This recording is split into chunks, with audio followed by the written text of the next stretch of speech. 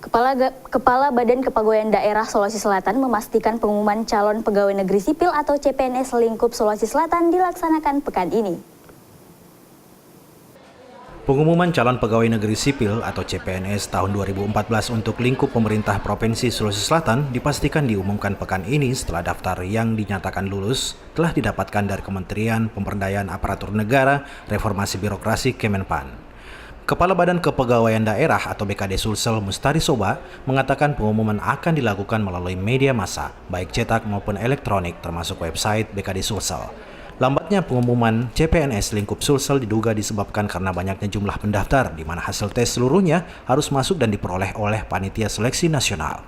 Khusus lingkup Pemprov Sulawesi Selatan, jumlah pendaftar sekitar 12.000, sementara kuota yang diterima untuk berbagai formasi sekitar 161 orang.